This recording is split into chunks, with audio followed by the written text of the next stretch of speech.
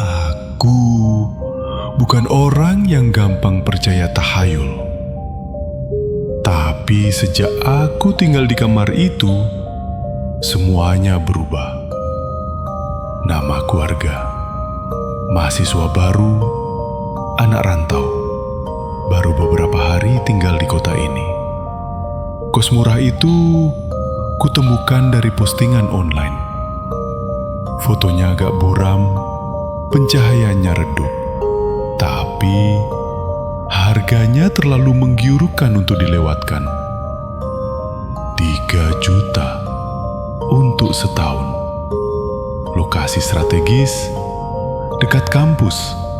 Aku langsung datang survei dan disambut ibu kos. Orangnya ramah, tapi ada sesuatu di matanya, seperti ragu. Kamar 8 masih kosong, katanya. Sudah lama nggak ada yang tahan lama di sana. Aku mengernyit. Dia tidak menjelaskan lebih lanjut. Tapi karena aku sudah lelah mencari tempat tinggal, aku langsung setuju. Kamar itu berada di lantai 2, ujung lorong sempit yang remang, persis di dekat tangga kayu yang sudah keropos. Saat pertama masuk, aku langsung mencium bau apek dan debu lama. Dindingnya retak halus, cat mengelupas di beberapa bagian. Tapi yang paling menarik perhatianku adalah lemari besar tua di sudut ruangan, terpaku ke dinding seperti tak bisa dipindah. Aku sempat bertanya apakah boleh dibuang, tapi ibu kos langsung menolak. Itu sudah dari dulu di sana. Nada suaranya berubah. Tidak kutanya lagi. Malam pertama, aku gelisah. Jam 2 pagi, aku terbangun.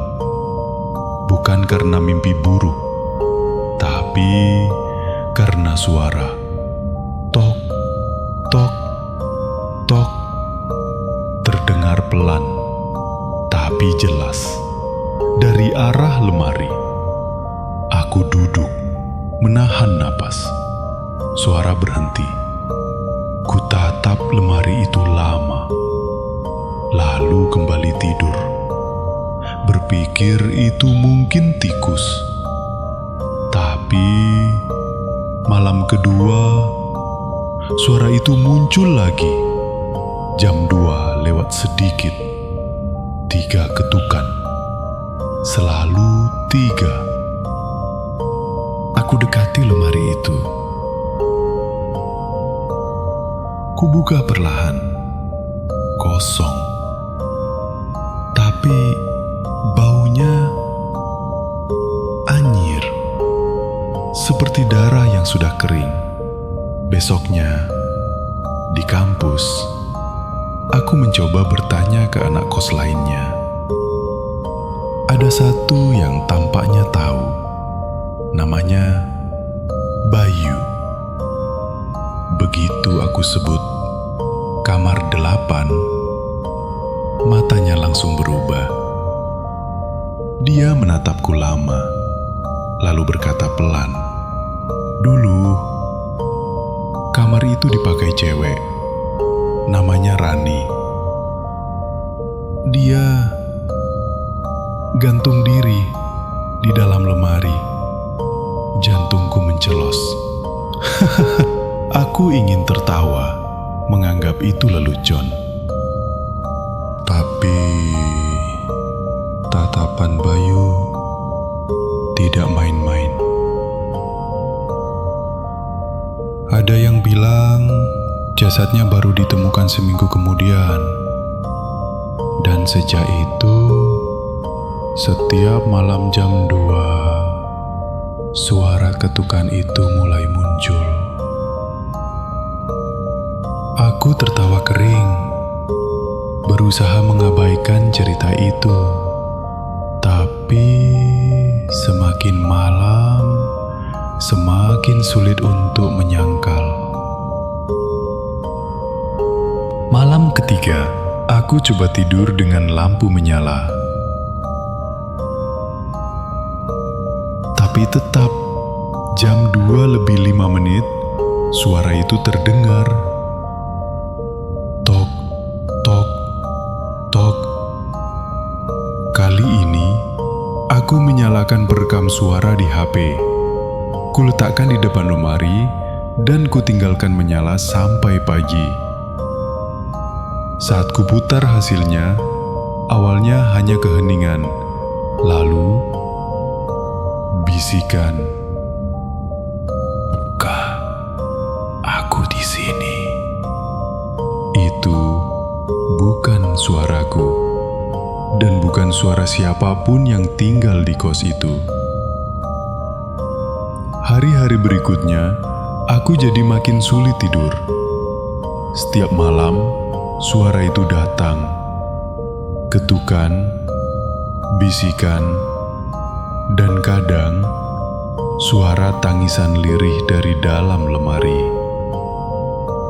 Aku mulai kehilangan fokus di kelas.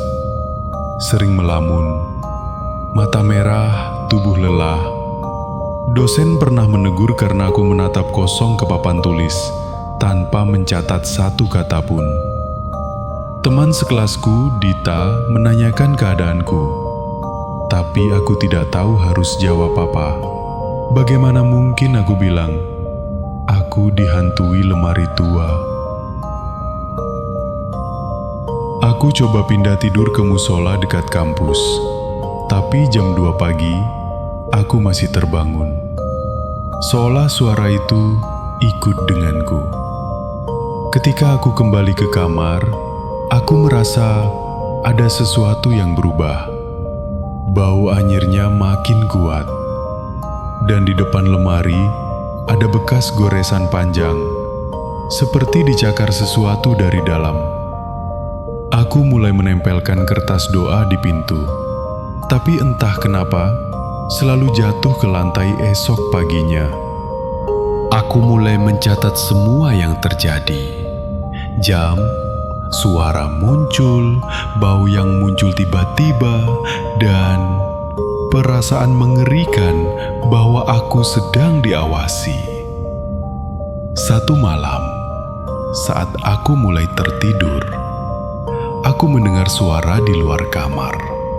Langkah kaki pelan menyusuri lorong. Tapi yang membuatku membeku, langkah itu berhenti tepat di depan pintuku. Diam sejenak, lalu tok, tok, tok. Kali ini dari pintu kamar, bukan lemari. Aku menahan napas, mengintip dari lubang pintu. Kosong. Lorong itu gelap dan kosong. Tapi saat aku berbalik, ada tulisan di dinding kamarku, seperti tercakar dengan kuku. "Jangan pergi." Tanganku gemetar. Aku hapus tulisan itu keesokan harinya. Tapi malam berikutnya, tulisan itu muncul lagi dengan kalimat berbeda. "Jangan tinggalkan aku." Hari-hari di kampus menjadi mimpi buruk. Aku datang hanya untuk duduk melamun, sering menatap kosong ke dinding, mendengar suara-suara bisikan yang tak didengar orang lain. Pernah suatu hari, seorang dosen memanggil namaku 3 kali. Aku tidak menjawab, karena saat itu aku melihat sosok perempuan berdiri di balik jendela kelas. Rambutnya panjang, basah, mengenakan daster putih kotor.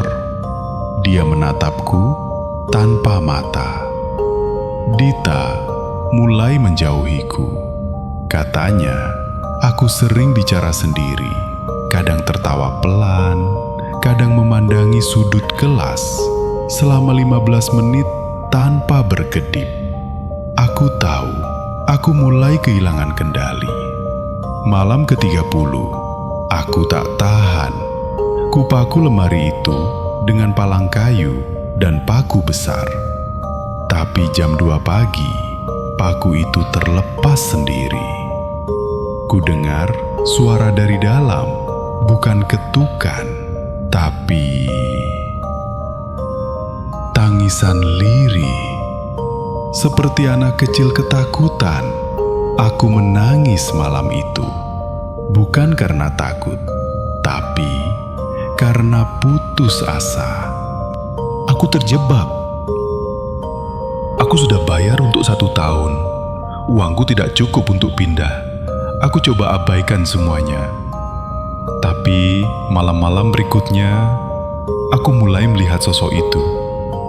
Di sudut cermin, di refleksi kaca jendela, Rani gantung diri.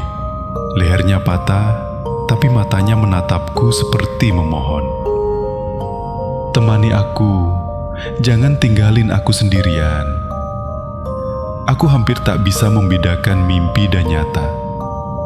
Suatu malam, aku terbangun dengan posisi berdiri di depan lemari, dengan tangan menggenggam tali. Kakiku sudah di atas kursi, seperti aku yang menggantikan posisi Rani. Aku berteriak, jatuh tersungkur, menangis. Itu bukan aku, itu bukan aku.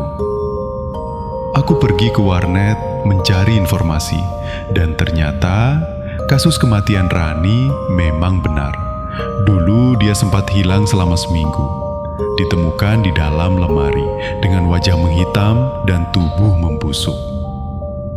Ruang itu sempat dikosongkan 6 bulan, dan selalu yang menempatinya tak bertahan lama. Beberapa keluar malam-malam, beberapa lain ditemukan menangis tanpa alasan di depan lemari. Malam itu aku merasa aku tak akan selamat. Tapi entah dari mana datangnya keberanian, aku ambil koperku, semua barang penting, dan kutinggalkan kamar itu. Tapi pintu tidak bisa dibuka. Kuncinya berputar, tapi pintunya seperti terkunci dari luar. Aku tendang, tak mempan. Lalu kudengar suara itu lagi. Temani aku dari dalam lemari. Lemari itu terbuka sendiri, sedikit demi sedikit. Di dalamnya bukan ruang kosong, tapi seperti lorong gelap. Aku hampir kehilangan kesadaran. Lalu HP-ku berbunyi.